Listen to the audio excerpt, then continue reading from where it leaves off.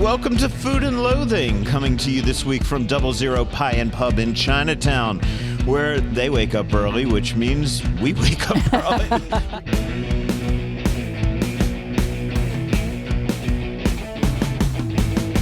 Recording in the morning, which never happens, but that's cool because it means we get pizza for breakfast. Right? Some of my co-hosts here have beer for breakfast. That's right. I love that. Rock on. I'm Al Mancini. I'm with Gemini Stevens. We are your tour guides for this trip every single week. We have a full house today. We've got Andrew Morgan in the house. We have Bob Barnes in the house. Of course, Bob Barnes, the world's great beer expert here in Las Vegas, a frequent contributor, and Andrew Morgan of Happy Hour Vegas. So I guess we're going to be talking a lot about booze today. Yeah. That would explain why the beer's already flowing. We have both of them here. How's everybody doing today? Good. I just want to comment that beer is not just for breakfast anymore. No, it's the most important meal of the day. That's right. 4 out of 5 dentists told me that. That's why Bob's my hero. Oh, Andrew, you don't have a beer in your hand yet. Yet. I'm going to get through the first few minutes and then see how it goes. Well, it's not happy hour yet for you, Andrew? It's always happier somewhere. Oh, man. Gemini, how you doing? I'm fantastic, other than the fact that I'm awake this early, but, you know. I know, this is fucking weird, right? Did you know the sun was out at this time? Opened the door this morning. What the hell is that thing in the sky? The only time I'm usually up is when, at this point, I guess I'm normally getting up, right? But the time that I got up today to be here by this point, it's only when the dog wakes me up because he has to pee early in the morning, and I'm not happy. Yeah, I'm usually going to bed when all of you guys are waking up. I don't do the sleep thing. So the morning thing is my time to, like, hide in a cave and, reset. Yeah. Oh, and, and it's... I don't know, the temperature fuck you outside. Yeah, I mean, it's actually... This week it's a little cooler. Not that we need a weather report, but thank God for that because the past few weeks have just been, Yeah, I mean, I burst out into flames at least 3 times just walking down I can the street. see it. It's coming out of your head right now. Isn't it amazing how 101 degrees can feel cool compared to the week before? Yeah, only in Vegas. I got in my car the other day. It was in the garage, right? And Andrew knows I keep one car in the garage. The other one's always sitting out baking. Yeah. So, and Sue's the good one. It's in the car, so she doesn't get so hot. Yeah. So I'm like, I'm taking Sue's car. In the garage, 118 fucking degrees. Hell no.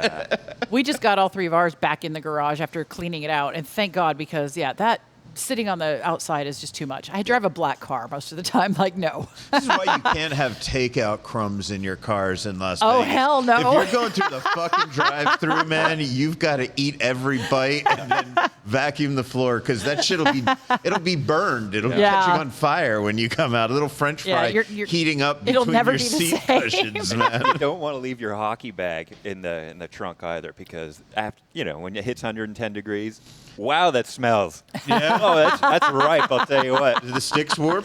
You're now driving a locker room around town. You got a jock strap that's worked overtime, and now it's been sitting there baking at 120. Oh, God, this is what we're like at 9 a.m. Okay. Yeah. So maybe I should have that beer. I know, man. Apparently a lot of conversations about undergarments going on today, but most of them luckily for you guys, before we turned on the microphones. But we have a great show coming up. Erica Bell's going to be joining us in the center of this show to talk about all things 00, including their specials, their new taste, the beer on tap. That's why we've got Bob, Andrew and Bob here, particularly Bob on the beer end, man. Yeah. What else? Lots of interviews. I had a couple long conversations this week. One with Paymon Raoff. He called me. And he's like, "Hey, Al, it was our 38th anniversary, this week." That's so great. And I'm like, "Are you fucking kidding me, man?" So normally you only go celebrate with people when it's like 5 years or 10 years, right? But only 38 fucking years in Las Vegas. In Vegas, yeah. So I had a little conversation with him. It was always great to catch up. I'm gonna play most of that next week because it was a little long. Yeah. But I'm gonna give you a little clip of it today. David Wondrich, the beverage historian, the cocktail historian, had a nice long conversation with him at the Vault in Bellagio. Awesome. Most of that you're going to get next week, but I'm going to give you a little bit of that this week as well. So I'm going to be a tease this week. I'm just going to get everybody all ready for me. Is he the sledgehammer guy that's like muddling stuff? Yeah. Did you see those 2 sledgehammers he brought? I saw the photos. Yeah, because he was making... Well, we'll talk about that in a little bit. I'll tell you why.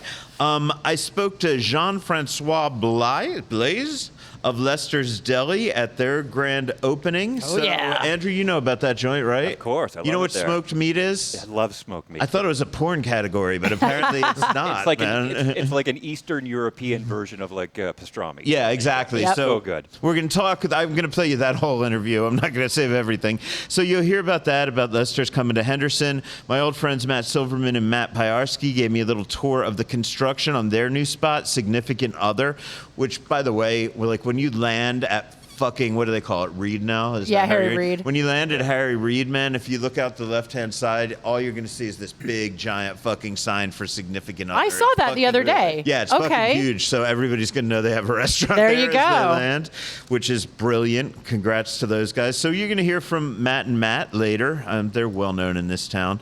What else? Happy hour report from Andrew. Maybe time for beer news from Bob. We're going to have to see. You're going to hear restaurant reports from myself and Gemini and anybody else that raises their fucking hand at this point, man. We don't really have a. It's the morning.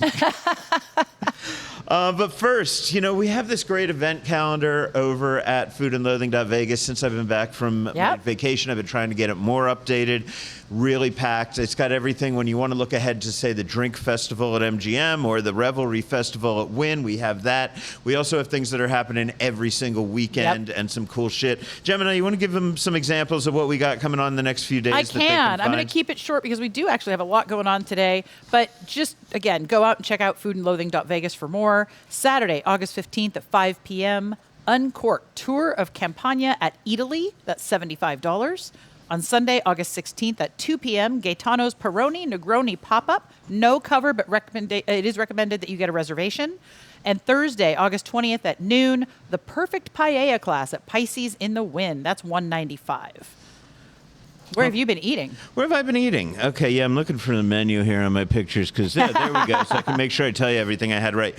Okay, so right after last week, I went over to Main Street Provisions. Yep. And it's been a little while since I've eaten in there, so that was great. Of course, Ellie's gone. The Yeah. chef, he's fantastic. Chef Miguel, Yep. right? Yeah, and Kim was there, and everything was really cool. Sue and I went in. We loved that place. I got to tell you, probably until Bar Bohème popped up, I would say that was my drop-dead go-to in the Arts District. Absolutely. And now I'd say the two of them kind of split my Yeah. time evenly between them. And I didn't get to the Arts District as much as I used to because I'm not as artsy as I used to be.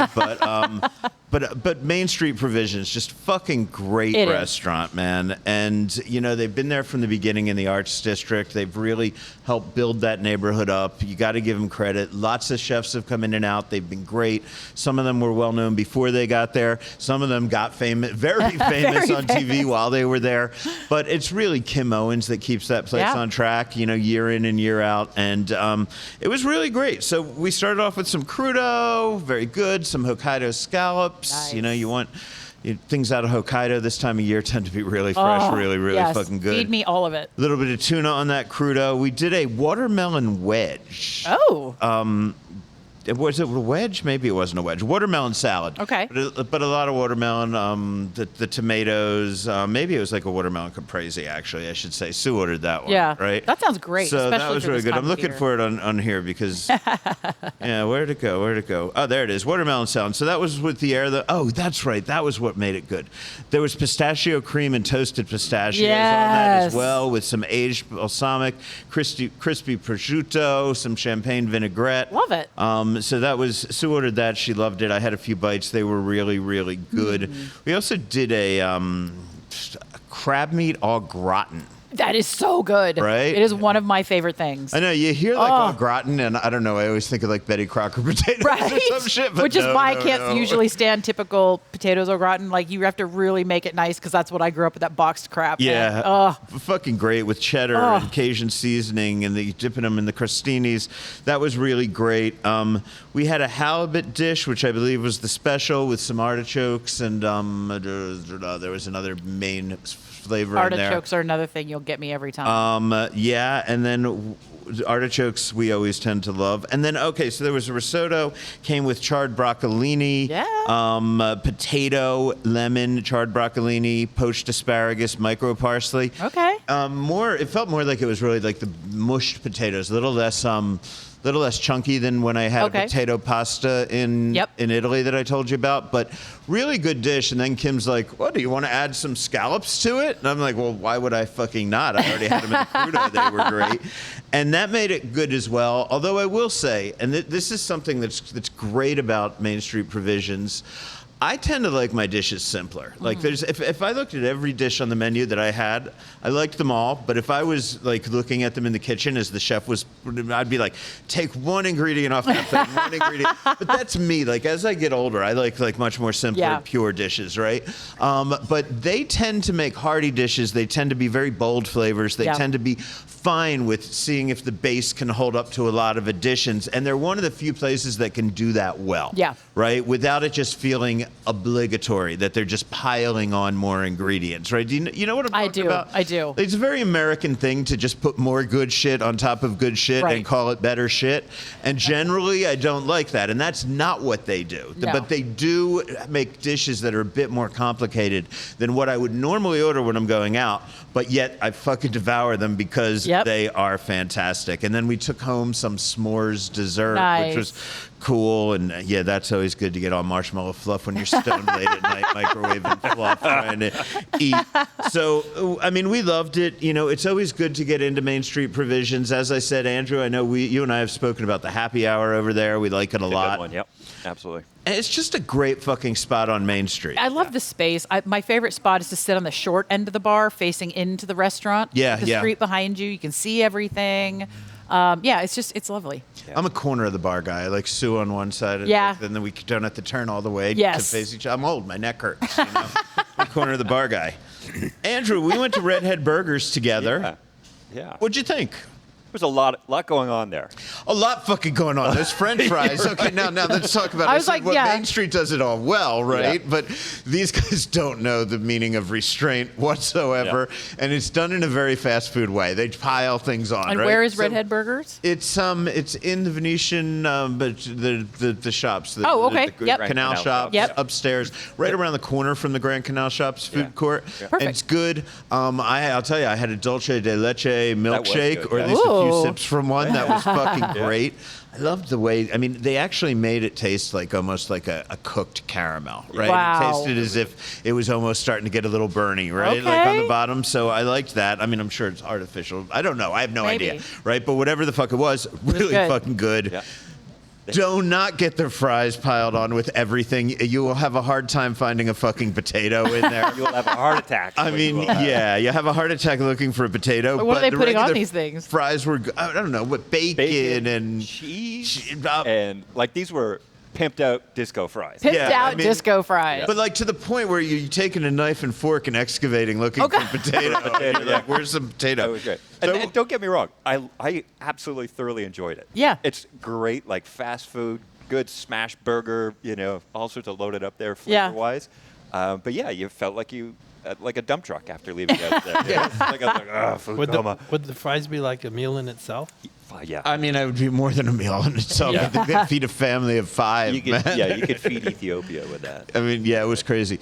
Chicken sandwich was good. Yeah. I had a basic burger. It was good. You had a burger that was all loaded up, right? Yeah, pretty good. Three triple thing of burger. It was great. Yeah, I was full. But they have a hangover burger that's got like an egg that really got me curious. I just wasn't hungover that. Yeah, everybody seems to like that for Vegas, but that's about 10 years ago we put a fried egg on everything. I'm not mad at that. No, but it got a little overdone, and the only people that seem to still be doing it are the hamburger people. Fair, right? Yeah.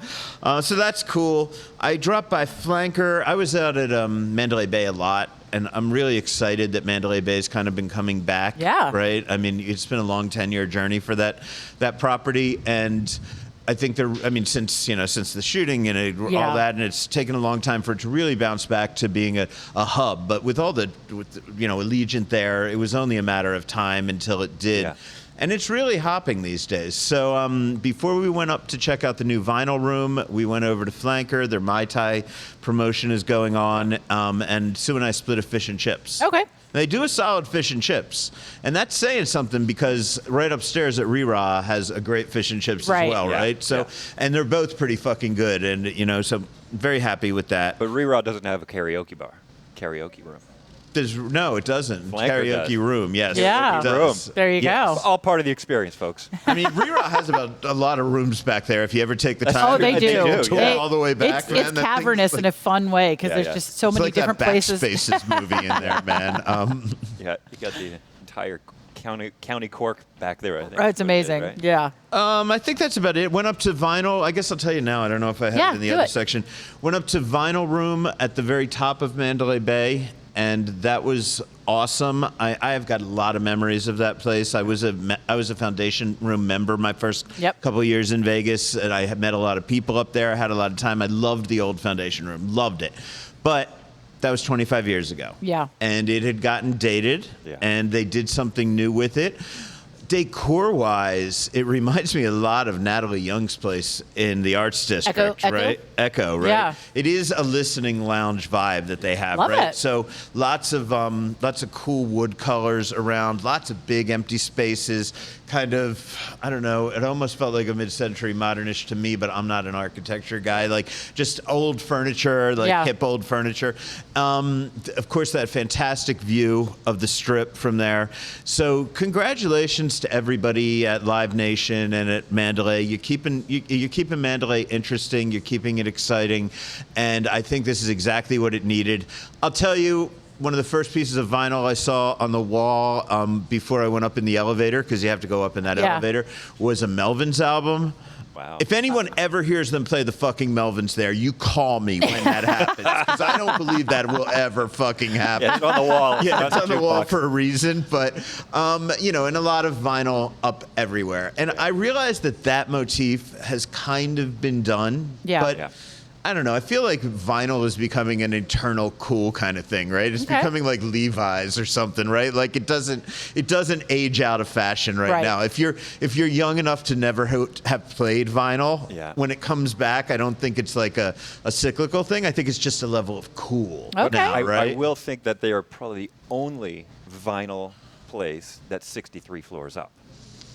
Yeah, 663 floors, yes. Yeah. You know, the rule in Las Vegas casinos, they name the floors, but those are not the number of exactly. That's always funny to me. God. But it's the top, and that's what matters. That's right. Best view of the Strip. Okay, so that's me. Gemini, you been eating any place fun this week? Everywhere. Everywhere. All right, let's hear it. My God. So last week I had a quick lunch with our friend Rachel and got to take my dog Isla. She had a vet appointment and they are dog friendly. So I went to Patisserie Menon.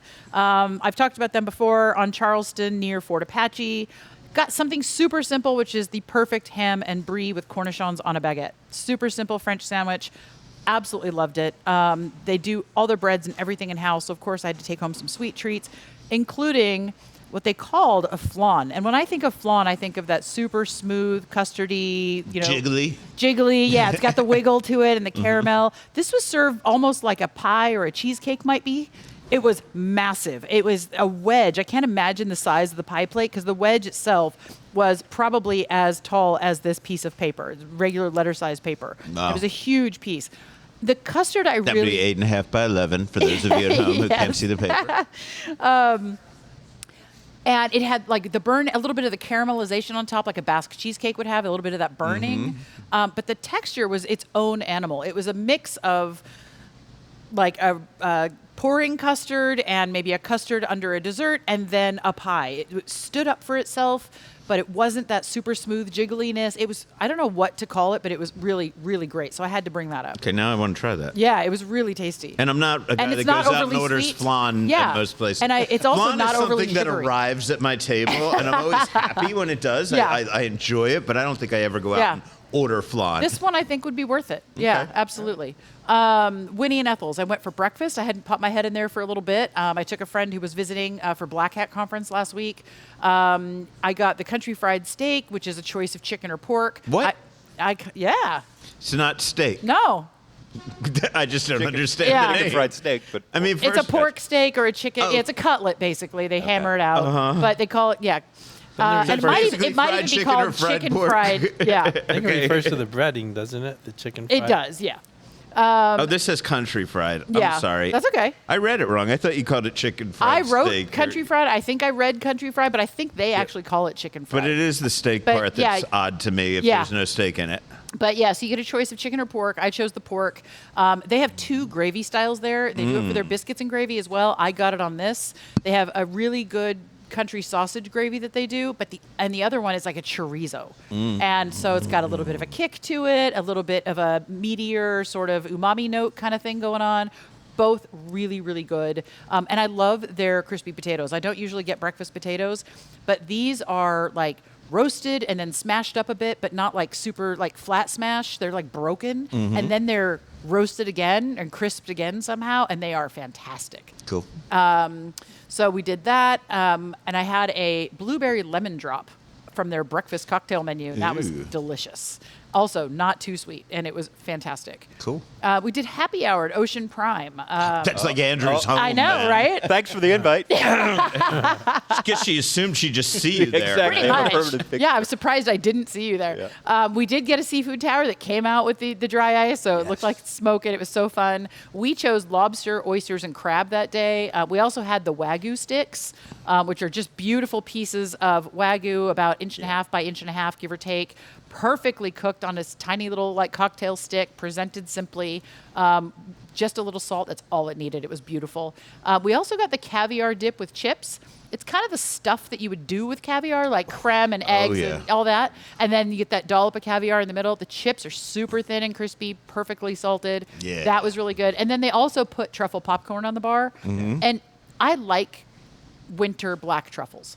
Not a huge fan of white truffle. Not a Nobody huge fan likes of summer truffles. if you want to prove what a food snob you are, just talk about how shitty summer truffles Right? are, and everybody will be like, "What? Oh, you're so cool that you have Right. a truffle you don't like." But they're not. Yeah. They're not the same. They're not. They're not the same species. Like, let's just be Yeah, honest. They're good. The flavor and the I mean, aromatics are just yeah. not. I want that truffle punch if I'm going to eat truffles. Yeah. I think white truffles are good, like in a butter or an ice cream or something, because it's a lot smoother, lighter flavor. But for these, it seemed like they were using black winter. There was the specks of black on it, so maybe it was a truffled salt.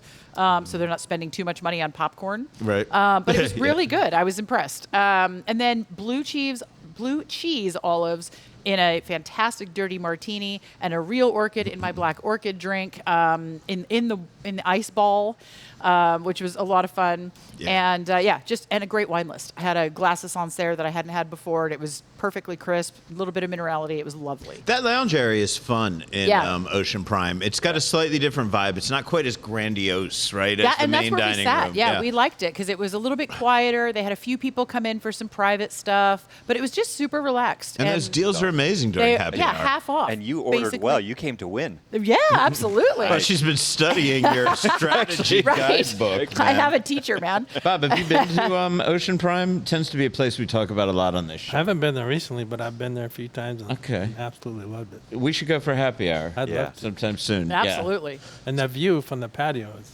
Oh, the view from Oh, that's where yeah. I watched the first Golden Knights victory parade. There you go. Was from that patio, That's which was perfect. great.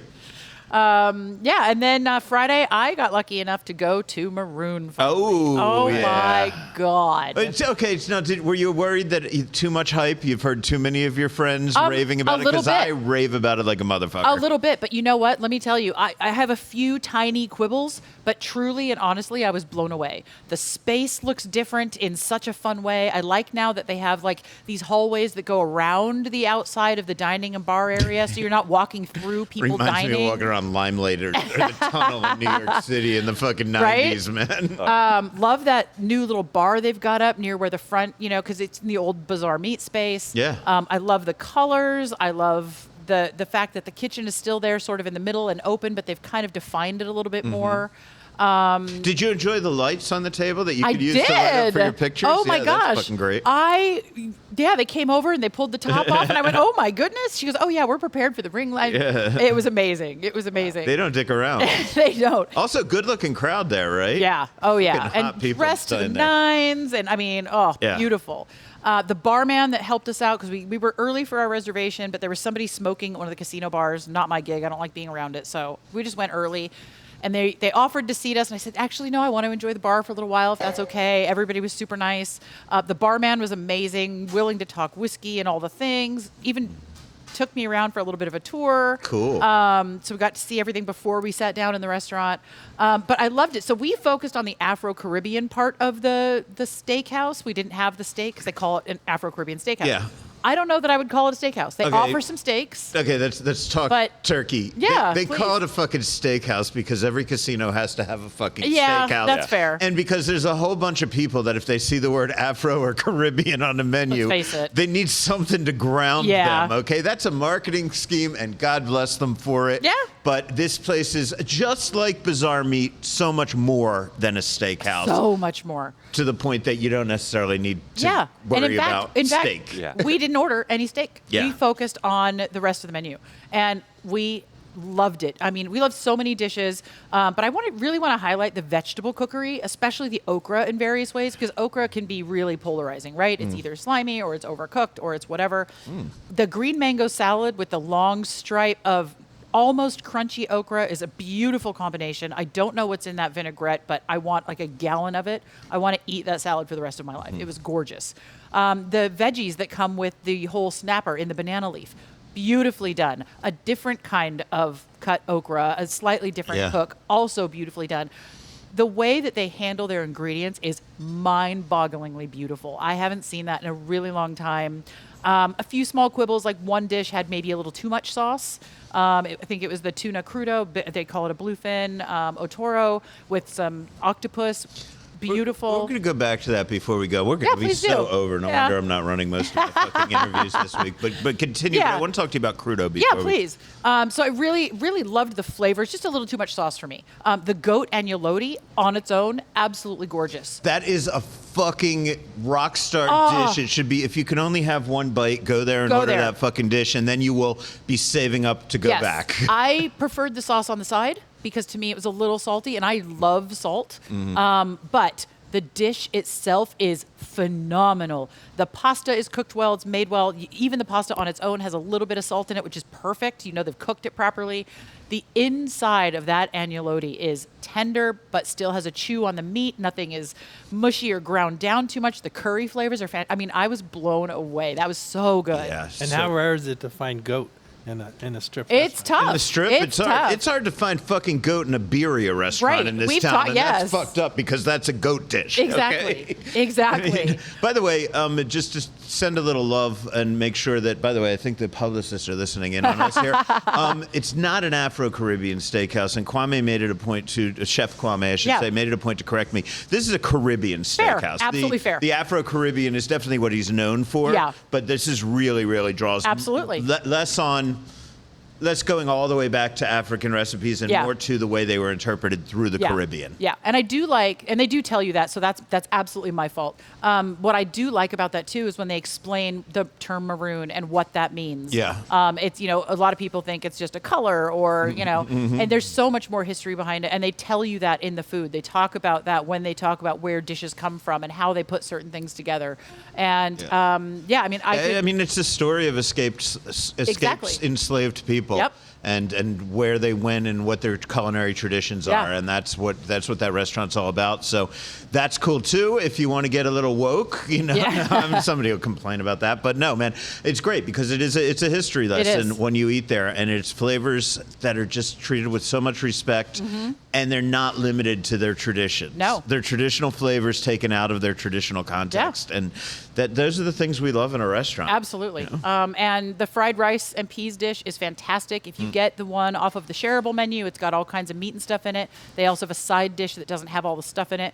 Perfectly cooked, beautiful. I can't talk enough about it. Like, we had so much food and a couple of desserts, and just, yeah, you got to get in there. I'm already planning on going back. Quick things. I did jump into Red Dwarf after we left the Sahara on Saturday morning. Had some drinks with Sarah behind the bar. We didn't have any pizza because it wasn't breakfast pizza, apparently. But it was good to just pop my head in there, see what was going on. Went to Ellie's Chinese on Sunday. Our friend Justin practically lives there. So a bunch of us went on Sunday, got dim sum. That place is amazing. There was 5 of us. We probably had 20-something dishes. I think the whole tab was $154, including tax. Like, it's insane. You can just eat and eat and eat, and it's no big deal. The Spot, I popped in there really quick just to check out the space. The Irish pub, right? Well, there's an Irish Spot on Trop in the old Crown and Anchor. Okay, yes. And then this is the Spot on Desert Inn, or is it Spring Mountain, close to Desert Breeze. It is DI. Oh, okay. Yeah. And so... it's like a gaming. Yeah, it's a gaming bar. They have a family area. It used to be a brewery. They still have the tank, so I asked the girl behind the bar. Her name was Nikki. She was wonderful. I said, are you just using them as decor? Are you guys planning on doing something? They're working on their licensing right now to be able to brew. So that's kind of exciting. But they've been working on it for 2 years. Well, Bob can give us the yeah, lowdown. Bob can probably tell. I know. It's in Bob's article this week. Give us some background, man. Give us a on the spot. Well, it was 2 Don't worry, you don't have to worry. You can say. say anything you want. It's just us kids here. Yeah. I would love to see them open the brewery there, and I don't really know why it's taken so long. So it has to do with licensing and whatnot. My understanding is they just got the licensing. That's what Wow. I was told. So I've we been can go told from that that. many Have you?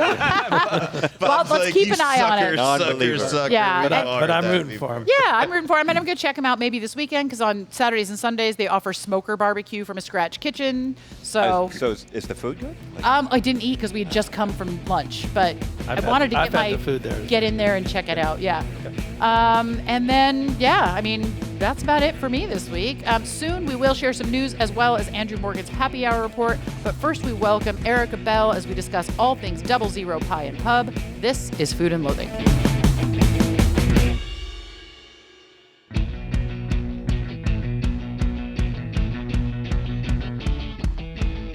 As promised, joining us for this section, Erica Bell of 00 Pie and Pub, our hostess with the mostest.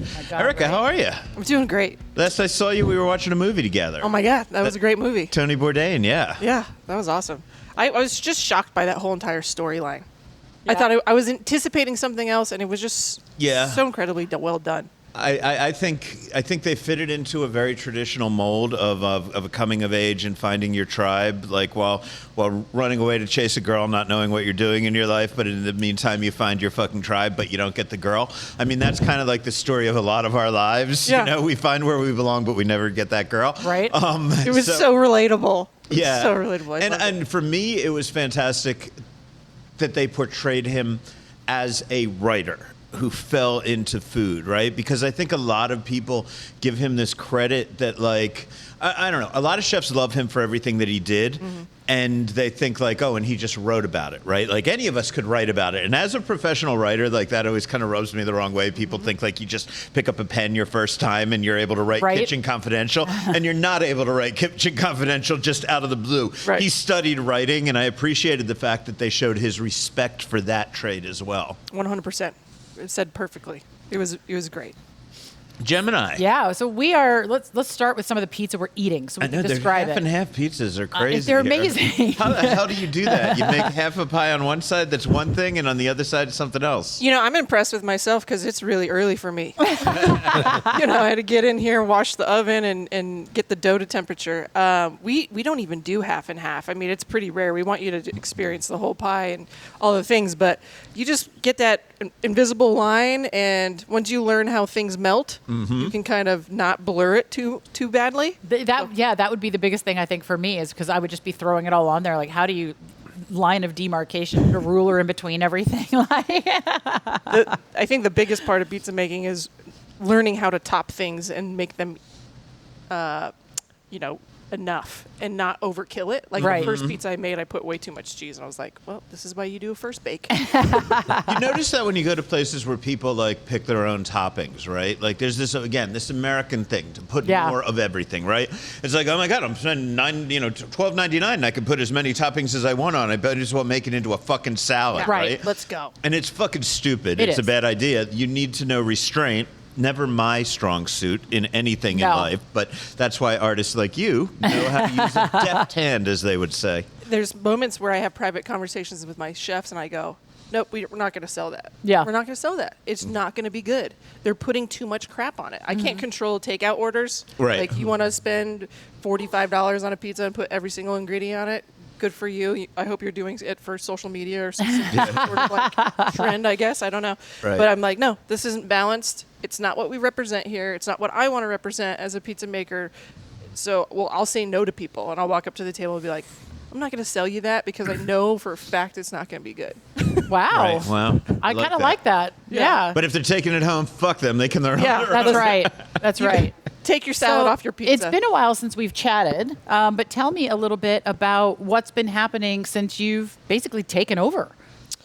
Yeah, I mean, this restaurant has evolved so much. Chef Michael Vacnine has taught me everything I know, and I've taught myself tremendously. I've been nose deep in recipe books. I have an amazing mentor, Josh Clark, who's our culinary director for Lev Group. So him and I work side by side on everything. And we just launched New York Pizza, I think officially like 2 months back. We just launched New York Slices for lunch. So we're just really trying to get that reach. This restaurant opened with a wood fire oven and didn't do to go. Yeah. So we kind of hindered ourselves. We put ourselves in a niche. Being a little too precious there. You know? I miss it. I wish I had both ovens, let me tell you. Yeah. But we have to evolve for our community. Yeah. And we have to evolve to stay open as a business. So these were all the right moves to make, and I'm super happy with everything we've accomplished. I'm really proud of this New York pie. This dough recipe's mine. I only tweaked it a couple times. I was super happy with it. Before So we when get you- into, Oh, sorry, I was go. gonna say, before we get into too many details, because I do want to come back to the pies. What other than maybe some community need, because that's always part of it, right? Especially when you're dealing with a restaurant, especially in a place like Vegas where we have such good neighborhood places, community places. Things will drive you. But what else motivated you to go this direction with the New York pie specifically, with slices? Was there a desire or something you grew up with that maybe? You think pizza? So this is my conflict as who I am today as a 40-year-old. Is I grew up eating just New York style pizza, just like anybody else. I grew up eating the pedestrian stuff from like Domino's and Papa John's. Papa John's was the best for me when I was a kid. And then I discovered Neapolitan. And it changed my whole entire life. It changed how I think about things and the quality of things and the time and the care and the lessons that you learn and the failures that you go through, right? Mm-hmm. But at the same time, not a lot of people know what Neapolitan pizza is, and you get folks that look at leoparding and call it burnt because they don't know what char is and they don't understand. Okay. Right? So just to Bad be people. naughty, just eat it. It's good for you. Good for you. No, but I mean, if you're over the age of fucking 8 and you're mad at the little burnt bubbles on your Neapolitan pizza, fuck you. Grow the fuck Right? up, okay? If you're under 8, I'm going to give you a pass. even 8-year-olds don't care. Right. Because they don't even want the crust unless you slather it in ranch. We don't do that here. So No. Papa John's, you could thank them for that. That's right. Garlic sauce. come on, I'm a person of that.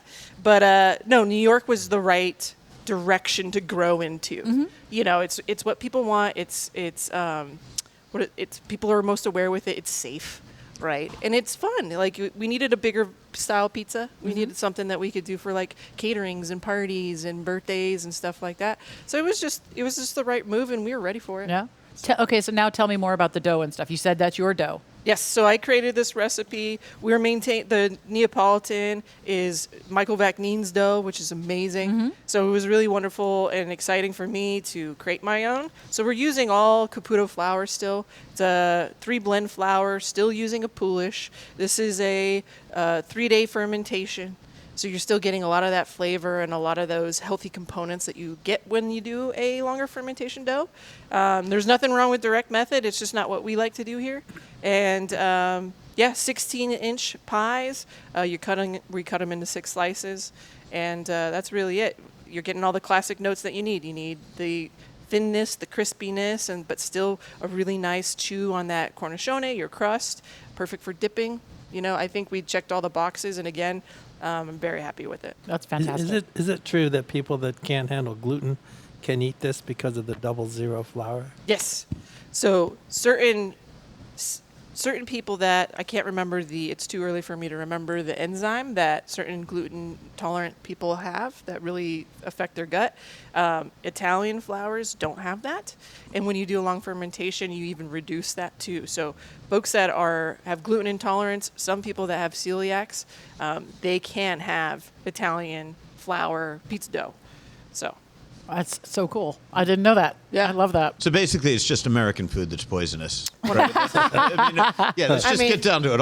Every illness, everything, and it's not vaccines. It's American fucking food supply that's getting us all fucked up. 100%. There's this big pizza war thing that was going on in New York, and it happened to the nation where everyone's talking about no bleach, no bromate. Oh, yeah. Right? In their flour. And I'm not going to call out different flour companies because I'm just smart. But I've never had that issue. Yeah. Because all I know and all I care about is Italian flour. And there's also some really great small farm, what are they called? Mills up in the Pacific Northwest that are doing things right. And those are all the other farmers that I mess with. That's great. When it comes down to R&D and making bread and things like that at home, I focus a lot on like whole wheat stuff because, again, it's good for you. Yeah. It's not messed with. No one's fucking with it. Yep. Leave it alone. It's good. Yeah. I like that. Cool. So tell us, by the way, we've been eating here while you've been Yes. here. Tell us about the pizzas that you brought out for us. Give people an example. Yeah, so what you do. The first one we brought out is the Works. It's kind of like our take on a Supreme, just without the traditional onions and green peppers. So we just focus. It's more your meaty pie. So you get pepperoni, our in-house meatballs. It's the same meatballs we use for our antipasties, which are super delicious. So pepperoni meatballs, some spicy sausage, 50-50 mozzarella, which is provolone and mozzarella mix, little ricotta, olive, and basil on top of that guy. And then the next one is our sausage and peppers, spicy fennel sausage with these really zesty, kind of meaty almost Mama Lil's peppers. They're just pickled peppers. Not a lot of heat there, but just a tiny bit of heat, but Yeah. not. I mean, for somebody like me who's a bit of a wimp with heat, it's a good amount of heat. yeah. It's not going to knock you off your butt. So, and then again 50-50 mozzarella for that one, a little EVOO. And then the white pies I brought out for you are our chicken pesto. We've had so many people ask us for chicken, and I was like, I'm such a Neapolitan person. I'm like, no, I'm not doing that. Oh, well, I did it. So chicken pesto, we got some chicken there. Chicken pesto is good. I'm having that one. I also had the other one with the peppers and the sausage. Yes. Both really, really good. Awesome. Yeah, Yeah. we did chicken thighs because they're more tender. Yep. We season them. We roast them off in our pizza oven, and then we finish the pie with them. So white sauce, our pesto. We use pistachio in our pesto, which I love so much, and then little garlic confit, lemon, and chives, and then the cacio e pepe, which is my ultimate That's what I'm favorite. chewing on right now, and it's fantastic. Like a nice, balanced, cheesy, rich pizza. So lots of pepper, 18th-month age Parmesan on top and in the mix. So, Yeah, and that catch of black pepper, that brightness is what you really, need, it's a really good bite. Yeah. Almost like the pasta. Keep it simple. keep it simple. Yep. Mess with it. Rich enough, but then with a little bit, enough spice with that black pepper. I love it. So we're early in the morning here, but a few of you already have beers in front of you, and the beer is a very important part of this restaurant, right? I mean, you guys take your beer selection seriously. That's why we're excited to have Bob Barnes here. So, Bob, what do you think about their beer selection? I have a feature in my monthly beer column, the local beer champion of the month, and 00 was on it some months back because you have 7 local beers on, like Abel Baker, Atomic Duck, Craft House, Czech Pills. But now you've really expanded your beer list, and I love how you organize it by types of styles, like light and hoppy, crisp and refreshing, heavy and hoppy, strong and dark, strong and golden.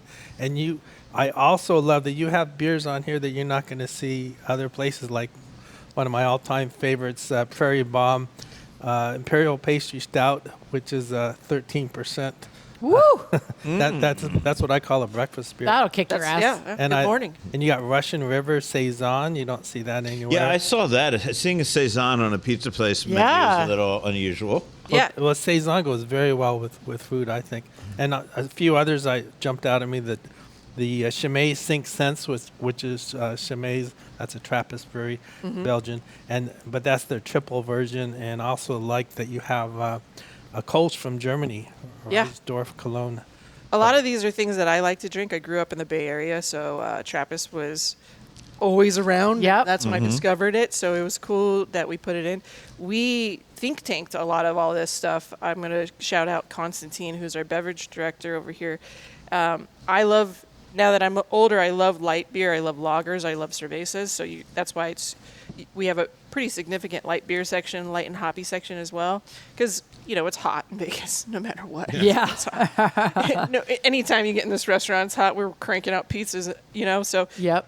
light and refreshing is super important. It goes really well with beer. And then we were like, well, we kind of want to tap in and really bridge the gap to let people know that we are a beer pizza space. Yeah. So throwing on some really unique really unique beers that you listed was important for us too. We want to tailor to the beer nerds, but then we don't want to be too beer nerdy that it falls flat for everybody else that just drinks Yeah. like Bud. Yeah. You know what I mean?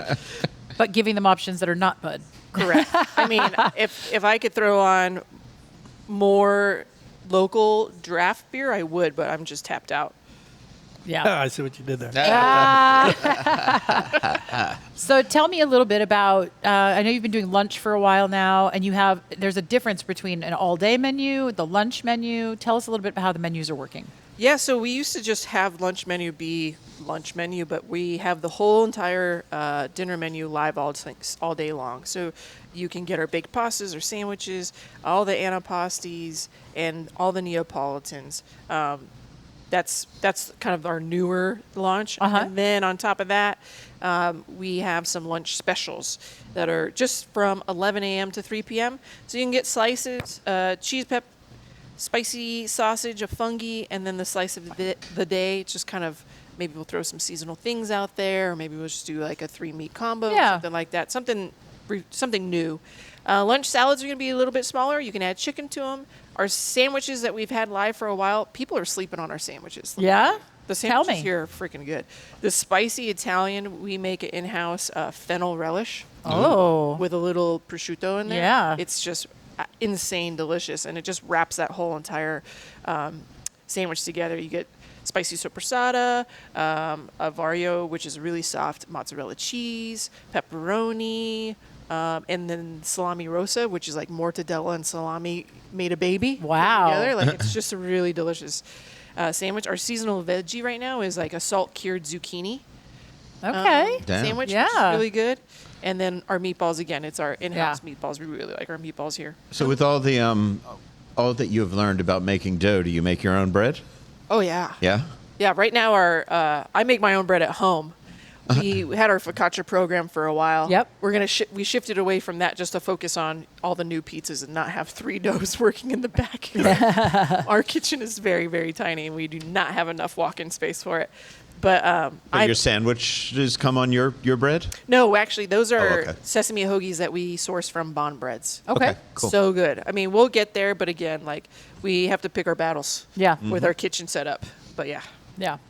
I do want to point out one lunch special for those who are, especially budget conscious. 2 slices and a beer for $12. Come on. Jesus That's Christ. like Yeah. fast food prices. It's right there. it's insane. And That's it's the happiest of Right? happy meals. And here's the thing, I have 2 slices. I haven't even finished a whole one, and I'm still digging on 2 different ones here. Like, that's a lot of food. Yeah. I'm impressed. Yeah, 2 cheese slices. You could get a 00 lager or a craft soda. Yeah. Yeah. That's fantastic. Who makes the 00 lager? That's local, right? Yeah, that's Big Dogs. Okay. That's great. So let's talk about, I guess, the elephant in the room whenever anybody opens over on this side of town, this Chinatown Plaza, parking. Yeah. Oh, yeah. Parking can be a bitch. Oh, yeah. Now, the positive thing about coming to 00 for me is that you're on the eastern side of this massive parking lot where you also have Golden Tiki Yeah. and Monier Bakery and the taco shop. And, like, there's all kinds of shit in here. You're down by the Partage end. Yep. So it's a little easier to get space to Yeah. park. But what's your recommendation for people? Number one, if they come in for lunch, and then number 2, if they're coming during busy, primetime hours. Yeah. What do you do to park around here? Lunch hours, I think it's fine that you just park in front of the restaurant right off of Valley View and Spring Mountain. I think lunchtime, you're never going to fight for parking. Even on Sundays and Mondays, when Portage is closed, you're not going to really fight for parking in the evening either. So there's your benefit. If you're trying to get to us and you don't want the frustration of fighting in a parking lot, those are your days to go or the time frames to go. But I discovered a whole entire parking lot on the, what is this? The north side of us. The south side. The sorry. south side. So Valley View and Schiff. Schiff is the road. Okay. The corner anchor business is J Bar. Yep. There is tons of parking over there, and it is never full, even at prime time. So we put this on our social media, and I thought I saw something recently. yeah, it's me saying parking sucks. Yeah. But we found it. It's over here. Yeah. And it's a literal 3-minute walk. Oh. So instead of wasting your expensive gas driving through this burning hot parking lot, Right. just park over there. It's 1-2 blocks maybe, and then you can jump right in. That's a great tip because we all thought we were clever when we knew we could park in the back. Yeah. But Yeah. that doesn't happen anymore. No. That's always filled up. Yeah. Oh yeah, especially on the weekend when everyone's open. Yeah. Okay. That's the move. So Schiff. That's an awesome hack. I love it. Look up J Bar. It's the golf simulator and bar spot, Okay. and they're awesome. And there's tons of parking right there. I've got about a minute or so left. Tell me a little bit about some of your new baked pastas and appetizers. Yeah, the baked pasta, we have a white lasagna, which is killer and not very common at all. We use our fungi mushrooms that go on our pizza, layer that with ricotta and famella, some mama lils. That's killer. We do a bolognese, pappardelle bolognese using our meatballs, red sauce. These are all baked in our oven. They come out. You get a little slice of bread with them. And then, what else did you ask me about? Appetizers. Apps. We threw a new charcuterie board on there. You know, we're not known for our wine, but we have a good list of wine. You could bring in your wine, a $10 Okay. corkage fee. That's great. Super easy. Oven baked wings. We're doing a sweet and spicy dry rub, which is new. And everything else has been on the menu since the beginning. So That's amazing. All right. One last thing that people absolutely need to know. They've never been here, but this is the reason to come down here. we are a award-winning pizza restaurant that our award-winning pizza is our Neapolitan style. We made the 50 top list 3 years in a row. We've been open for 3 years. There you go. So come here, experience that. Char is good for you, and then wander right into the New Yorks and invite your friends and have a good time and drink some beer. Absolutely. Right. Kind of blew by that, but top 50 in the world. Top 50 in the U.S. Oh, U.S. I'm sorry. I'm trying to elevate it. right? Or was it? No, it was U.S. the whole time. Every year, it's been the top US. 50 U.S. Okay, Yep. Okay. just want to make clear. Sorry There's about too many Amazing. top 50s out there Yeah. anymore. By the way, Right. People 50 just best, stop top it. 50, 100 We should best. come up with the top 48. Yes, because we don't believe in Alaska and Hawaii. That's right. Erica, thank you so much for spending time with us, for feeding us. Yeah. We've got more coming up, including the news and a happy hour report. This is Food and Loathing.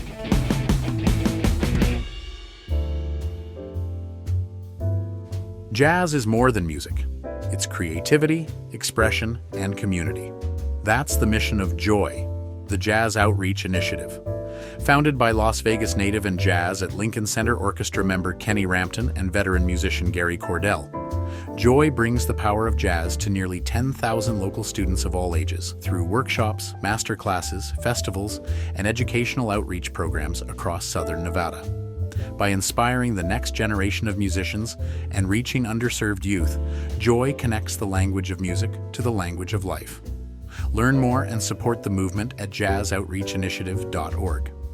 Together, let's make a difference through jazz.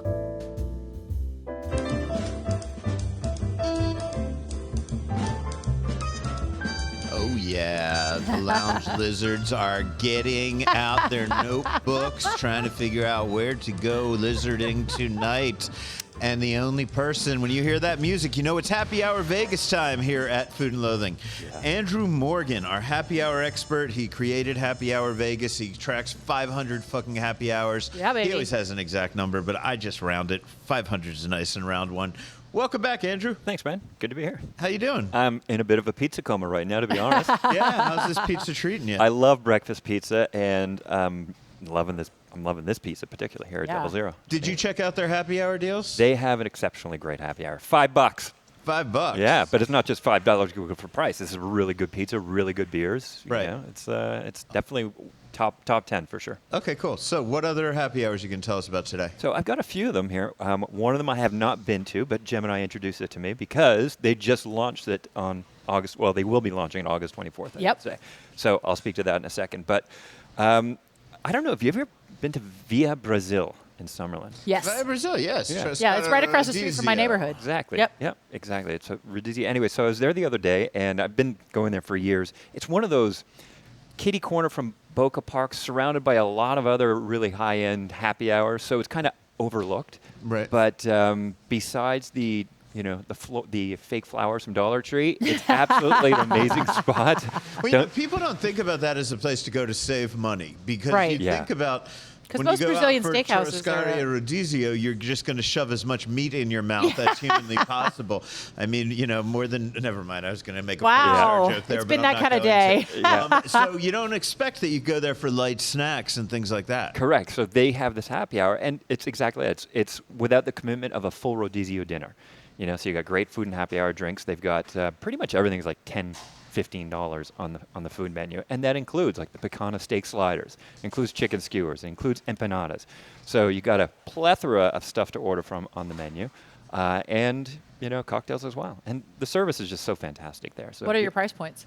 $10-15. So Nice. Yeah, it's When's that available? it is. So that's the other great part about it. It's Monday to Friday, 5 to 10 p.m. Yes. So Those it's are a a lot late of night. happy hours. Right there. You want a little late night Rodizio and some Brazilian martinis. This is definitely your place to go. Okay. And then Saturday and Sunday too, 5 to 8 p.m. So it's Cool. and it's at the patio and the bar. So they've got a delightful little patio that they've Okay. flowered up. So Cool. yeah, I'm excited about it. It was good. Next up. We've got the total opposite of the Dollar Tree fresh flowers. There is the Bottled Blonde. So this is a $50 million 3-story venue at the Grand Bazaar Shops, directly in front of the Horseshoe at probably one of the most high traffic intersections of. I think they kicked Cash Patel out of there. I think so, yeah. Not I that remember long something ago. about it. It's labeled as a sports bar, but it's got a DJ, it's got a view of the Bellagio fountain, and it's got a fantastic happy hour. There you go. So, hey, if you want to have chicken wings while like dancing away to the DJ, that's Okay. Absolutely. That's I good. feel like that's the kind of place. I mean, first of all, it's right next to like Old Reds or whatever, right? It Isn't is, that where right it is? next to. And it kind of both of them together. There's multi-story places. It does remind me a little of Broadway in Nashville. Yeah. That party scene. Definitely think like Absolutely. if you're young on a get laid in Las Vegas trip, I think Boston's Blonde is a fucking great place to This go to is get it. laid in Las Vegas. It is, because even if you don't go for happy hour and you just want some cocktails and some apparently really, really good food downstairs, I only went to the happy hour, but it's still reasonably priced as well. So again, if you're young, you're on the strip, you want to... And then if you want to be a baller, if you happen to win, they were, at least in the early days, doing bottle service They upstairs. do. So bottomless margaritas and spritzes for $29. Okay. So Thursday to Saturday, so it's over the weekend, 6 to 9 p.m. on the rooftop. Wow. Lovely. Bottomless margaritas Lovely. with a view of the strip. And Team Bellagio. meeting. Yeah, exactly. I like that. Never going to get anything done here.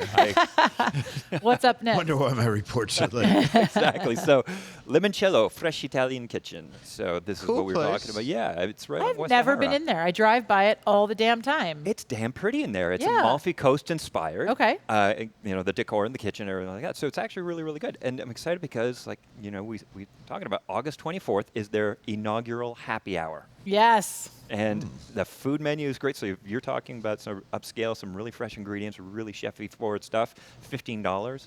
So I mean, Okay. that's a great way to introduce yourself to limoncello if you've never been. Yes, they- absolutely. Amazing. Do they have, I remember they were doing some construction there. Do they have that kind of indoor-outdoor bar? Yeah. Like where you can sit on the inside or the outside during happy hour? Last time I was there, they still had that. Yeah, so, okay, cool. I mean, it's still there, but So they've never had a happy hour before. they never had a happy hour before. They've been there for, I don't know how long. Must be because of you. They have to have a happy hour now. Well, I put in a strong worded letter to them. I want to point out that Carla Pellegrino no longer the executive chef there. Right. Just if anybody had that running around in their head. Yeah. Okay. Carla doesn't stay put anywhere for a very No. long time. And that was a short visit in Vegas for her. So they're opening Sunday, August 24th for their happy hour, and I'm definitely going to check that one out. Hopefully, Let's put it they'll on the have a calendar. regular happy Yeah, hour. exactly. You know? So there's another right. team meeting right there. Right there. On a Sunday. Why not? Getting nothing done. Nothing fucking done. Nothing but a good time. That's right. Clackety clack, it's news time. Yep. So as I said, if you're coming in, if you're landing in Vegas anytime soon, look out the left side of your window. As you're heading towards the Strip, you're going to see this giant sign for significant other right there on Sunset Road. This is my old friends Matt Piearski and Matt Silverman. They have created countless concepts in this town. They've run countless restaurants in this town at various points. They've been at Beer Park has been them. The one downstairs, Alexis, has been them.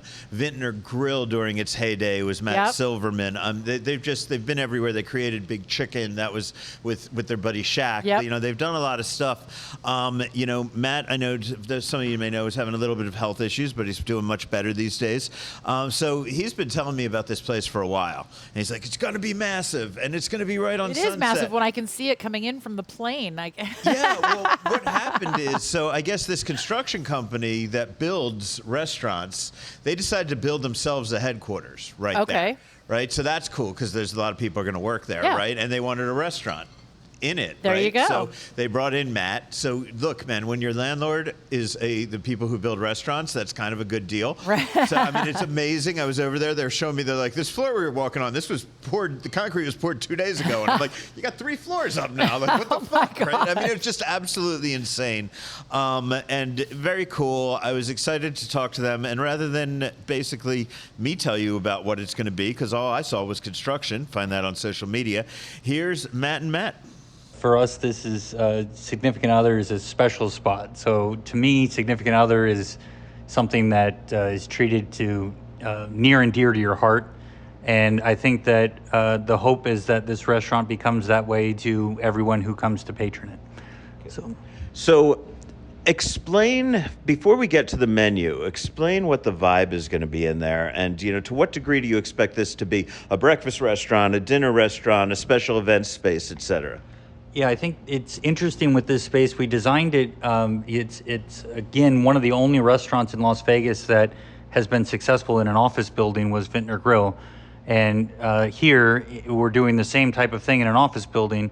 The difference here is that we're really going to do 3 meal periods, starting with coffee and meetings in the morning. So people will come in and have their meetings, have a nice coffee, fresh baked pastries, and then it'll move into lunch. And then dinner, and so each different meal period is going to transition so that you have distinct atmosphere, sound, lighting. It'll all be different, and you know we have a very large private event space. It's about 100 people can be sat in this private dining room that overlooks the patio, and you can watch the airplanes land. So yeah, event space will be big. Yeah, and I think that's important. We've all driven down Sunset Road. We've all seen the planes coming in. We've all seen the planes going out. You are like dead center where they are eye level. Eye level right in the windows. And, you know, of course, we ended up doing a Vegas-style sign. So on the building, there's a sign, significant other, that's about 80 feet long by 10 feet tall. And every airplane that lands, my goal is to have them Google what the hell is significant other. I love it, man. And you're working with Matt Piearski again, so I'm going to move over and chat with him a little bit when we talk about the menu. Matt, what's the food going to be like here for dinner service? We wanted to lean into that local kind of steakhouse vibe, you know, lots of affordability, fresh made pastas, you know, sourdough pizzas. We wanted it to be approachable, you know, and affordable, and just make this a family-friendly environment too, right? So we don't want to push too high. We want everyone to feel welcomed and invited into the space. Okay, when are you looking at opening? Hopefully the middle of October. You know, our partner is the guy building the building, so he's building the restaurant, so that makes it really convenient for us, and things are going really fast. Like, you know, we walked through today. They poured the foundation on Monday. It's Thursday, right? And they're already putting up walls. So the sheetrock will be going up on Monday, the following week. So I think it's going to go really quickly. Also, man, Paymon's turned 38, and I love that anybody's been 38 years in this town. Amazing. Couple family-owned Italian restaurants that do it. There aren't a lot of other places that last that long. So rock on Paymon. He's a good friend of mine. We got to get over there. Yeah, do we some do. hookahs. I love Paymon. It's been a little while. He's got a good happy hour. He's got a great happy hour. He's got a great lounge. He's got a great hookah thing going on. Yeah. I'm going to play because I know 38's not a round number, but I spoke to him for about 10 minutes about this. We're going to put that whole thing next week. Yeah. Just talk about him reflecting on the whole history. I love to have him on and just kind of stroll down memory lane. So the whole interview next week. But right now, he did some math on how many meals they've served. Yeah. I'm just going to play that right now. Since 1988, Paymon's has been in business. And there were times that we did have 3 locations at one time. So when I sat down and just calculated how many covers do we do right now in this restaurant, and I calculated how many covers the other restaurants they did for the time that they were in a business, the actual number, believe it or not, it was 18.2 million. Well, you got to get one of those McDonald's signs that just changes with millions sold. Well, those guys are on $1 billion. Those guys are on $1 billion. We are not even get close to that. But for an independent restaurant, that number is impressive. And the reason is impressive, that shows that how people support a small business and support Paymon's of the world. It could be any other restaurants, but I am so thankful, I am so grateful for our customer base that they come every day, and also I am extra thankful and grateful to my staff and my team that every single day they come in, they give me their best, and day in, day out, these guys, they are just incredible. I just feel lucky that I am in presence of one of the best team in Las Vegas. And Lester's Deli is now open on Horizon Ridge Parkway. Julian Serrano was Love there, that. man. I love that. Amazing. By the way, I think somebody took a shot at me about not being able to pronounce things recently on social media Yeah. after our conversation. So I'm just saying, it's Julian, not Julian, not Julian. It's Julian. So personally, I don't mind if you mispronounce my name, but let's get that right. Right? One of Las Vegas's great chefs. He's friends with the owners. He was there. I asked him how he's enjoying retirement, and he was like, "Oh yeah, I'm enjoying. Yeah. Does not miss working at all." But we went. He, of course, is the man behind Julian Serrano Tapas and Picasso and all these great restaurants. So the local. So this is a smoked meat place, right? Smoked meat deli. Yeah. Which basically means, I guess, it's like Canadian pastrami. Yep. So, and they're going to tell us a little bit about what that means. It's more the leaner end of a brisket that they do, things like that. But they changed the menu for Las Vegas, or for Henderson, I should say, because it's on Horizon Ridge Parkway. The sandwiches they make there are a little different than the ones they make in Canada. Okay. And I swear I ordered their take on a Philly cheesesteak only because I recognized the name, and I don't think anybody else would. The Bernie Perrant. Okay. Okay, if you remember the last time the Philadelphia Flyers won any fucking Stanley Cups, he was their goalie. Okay. They named it after him, a Canadian. Everything's named after Canadians in this joint. There's a lot of Golden Knights stuff up on the walls. There's a lot of Montreal Expos stuff on the walls. But in honor of my dad, I had the Bernie Perrant because he took me to see him play once when I was a little kid. And it was pretty good. It was, but I don't think smoked meat should be done in cheesesteak form. I think their take on a pastrami was a little better for me. Andrew, tell us about smoked meat. You wouldn't find a Philly cheesesteak in a smoked meat shop in Montreal. No.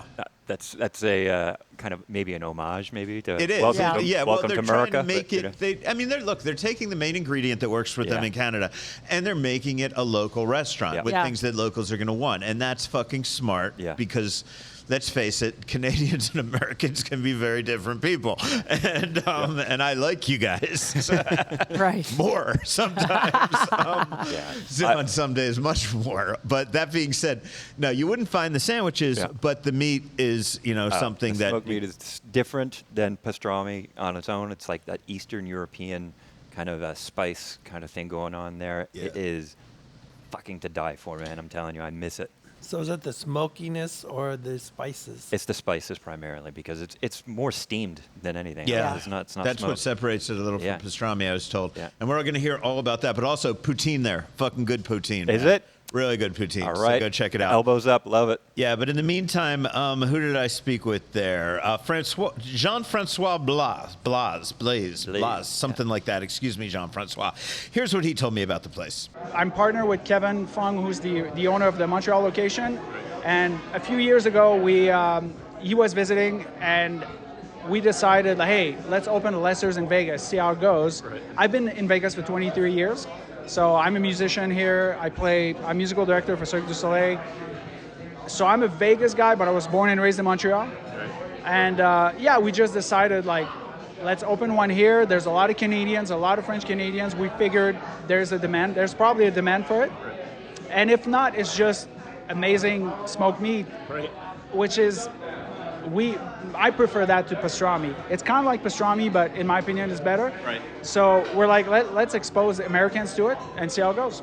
Let's explain to people what you serve here, because everything is built on this smoked meat, correct? Yeah, that's correct. So smoked meat is, you can call it a version of pastrami. So it's a similar recipe, except our smoked meat is not dry cured like pastrami is. It's double baked, and it's sorry, I don't have a lot of sleep. So it's finished in the steamer, and it's just more moist than dry cured pastrami, if that makes sense. Right. Also, the way we cook it is we take the fat off, and we apply the spices to the brisket before we cook it, as opposed to a lot of places like Katz in New York and Langer's in LA. They leave a layer of fat. They put the seasoning on the fat, and then they cut it off when they make your sandwich. So we prefer, this is a Romanian, Jewish Romanian recipe where they do the trimming first, so the brisket is nice and lean, do the spices on it, and double bake it, double cook it like that. So is this style of smoked meat something that is well known throughout Canada or throughout Montreal, or is it just known as a Lester's thing? It's very well known across Canada, particularly in Quebec, the province of Quebec, but all across Canada, people know smoked meat more than pastrami and more than corned beef. Our thing up there is smoked meat. That's, yeah. And how long has Lester's in Canada been around? So Lester's Deli opened in 1951. So it's been open for 75 years. Wow. Yeah, we're celebrating 75 years this year. Hey, and David Wondrich was the latest guest in the Liquid Legends series over at the Vault in Bellagio. I am loving this series. Andrew, you're getting another long article over at Happy Hour Vegas of just me and him talking about what it means to be a cocktail journalist. I will read it over a cocktail at the Bellagio. Exactly. His life and mine are very similar in some ways. I mean, he was a rock and roll journalist for the Village Voice. He used to be in a band, which I really never was, but he was a punk rock guy. And then he started writing about beverage, right? There So I can relate. I'm just not nearly as successful or legendary as him, but that's okay. Anyway, you're going to get that whole interview next week as well, but here's just a little touch of it, previewing it as the lights go off here, and I think we're going to be getting romantic. I don't know what happened. Is it a happy hour already? I love it. Yeah, but anyway, here's just a moment of David Wondrich telling me just about what it's like to have that dream job. If it's a dream job, if it's your dream job, it means to some degree you invented that job. Right. You built it around you, you know, and so those you got to fall into. Your guidance counselor doesn't have custom jobs for you. You know, you could do this, you could do that. That's stuff that other people have done. If you can, you know, build your own job, I think you're happier. And I think that's about it for the news. Remember, we've got foodandloathing.vegas. Actually, Bob, man, we've got a minute or two. Bob, beer report. You're here. All right. I want to hear what he thinks about the beer. A little unconventional, but since you're here. Yeah. I hate to start with bad news, but Bad Beat is closed. Yeah. I heard a unverified rumor that they might be reopening, but I don't know. And Bad Beat did really well for years in Henderson, but then they decided to go down to the Arts District and be in the Cool Kids Club, and that's when they ran into trouble. I feel like they closed before they went to the Art District. They were closed for like a year and a half or so. Oh, okay. So they weren't doing great in the Booze District either. I think they did pretty well in Booze District. Yeah. I never agreed. It's all in the name. Bad Beat. Come on. That's a poker thing. But I also want to mention that Rebellion Pizza, which has the largest local beer selection in Southern Nevada, has just opened a sandwich shop and market. So I'm actually going over there this afternoon to meet with Ricky Lewis about that. And this is up in the hills on the Henderson side of town, Sun right? City, Anthem area. Yeah, Sun City, Anthem. Actually, not Sun City, but Anthem area. Anthem. And God's waiting room. what? Hey, I live there. I'm just saying, a lot of old people over there. That's a Rich Johnson comment, by the way. All credit to Rich. Okay, so when did they do that? They're in their soft opening now, so it's only been open a few weeks or maybe 3 weeks. Cool. But also mention real quickly, summer's kind of the slow time for beer events because it's so hot everywhere. But the Silver Stamp celebration of Belgian Beer Week, August 18, they're going to have a whole bunch of Belgians that you don't see anywhere else in town. And they're the only craft beer bar in Nevada that have a Duvel on draft. So they're going to have a whole bunch of Belgians on the 18th starting at 5 o'clock. Also, Craft House is having their 12th anniversary celebration. Woohoo! Oh, wow. Already. I remember September waiting 10 for to them to 12. open. Yeah, That 12 is a years. Las Vegas success story. Yeah, it is. Craft House, man. Oh, I'm so proud of them. I mean, they That's were amazing. both working at the casinos, right? At least Dave was. Dave, I know. Dave was a valet parker. Valet parker, Valley and Ranch. kept the job as they started Yep. that, and they Yeah. built the thing. And I mean, the hardest working people I yeah. know, man. They helped hustling. write the laws that allowed them to be in business. I mean, Yeah, I just think they it's really so did. amazing what they Wendy put into Forrest it. was a big part of that. Yep. But September 10 to 12, that'll be. And also Mission Control, September 19 has an Abel Baker Tap Takeover. There's a beer fest coming up next month at the Silverton Casino Lodge called Paws and Pints. It's a fundraiser for the SPCA. Are we getting the dogs drunk? Love it. Yeah. I love Do it. we get to take the dogs? yeah. Get dog beer? Get drunk and adopt a pet. What could possibly go wrong? I'm pretty sure it's dog friendly, but I could be wrong. On that. but anyway, those are some things to check out. Awesome. You rock. Also, of course, you're over at foodandloathing.vegas. We have your weekly dining and entertainment report. There's a new one out now. Anything you want to throw? What's your deep dive this week? My deep dive this week is Mott 32, their new lunch program. And so I go into all the different deals that they have for lunch. Awesome. Fantastic. That's a Venetian, right? Yeah, well, Palazzo. Palazzo, Or but yeah. Okay. Okay, so you've got that over at foodandloathing.vegas. You've got Andrew's weekly happy hour report at foodandloathing.vegas. You've got stories based on the interviews we do here that are constantly going up. We have an event calendar, so if you haven't gotten the point, go to foodandloathing.vegas. That's where you want to be. You also want to be at happyhour.vegas. You get all your happy hour reports over there. Andrew and I, when I don't get stuck in traffic, we're both on the CW every Friday morning at 8:30. So I'll be back talking about the things I missed while I was stuck behind an accident last week. I'll be back today as you hear this podcast drop. Where else can you hear us? Where else can you find us? Gemini, what else are you doing that we need to plug? Right now, we're doing this. We're focused on this. Bob, adcook.com, right? You got a beer report over there? Yeah, it's a monthly beer column. It's the only Las Vegas-based beer column in Southern Nevada. It also appears on San Diego Beer News and porchdrinking.com. And soon, foodandloathing.vegas. Yeah. Excited about that. We are going to be your one-stop. With We that are. and Happy Hour Vegas going to be your one-stop shopping for everything you need That's to right. know. And we're also working with our friends over at Vegas Publicity. Yeah. I'm hoping we can maybe get a little bit of cross-promotion with them, maybe do a show review or That sounds something on our great. website once in a while. I don't know. We'll see how that works out. Anyway, man, this has been a lot of fun. Thank you all for being here. Thank you, Erica, and everyone Thank you, over here guys. for hosting us. Thanks to everybody I interviewed whose names I'm probably not going to remember because they're not in my notes because I had a long night last night. Matt Piearski, Matt Silverman, Jean-Francoise over at Lester's. Thank you to, David Wondrich. So much fun talking to him. And Paymon Raoff. You guys are all amazing. I'm Al Mancini with Gemini Stevens, with Andrew Morgan, with Bob Barnes. On behalf of Rich Johnson, let's say it together, people. Stay hungry.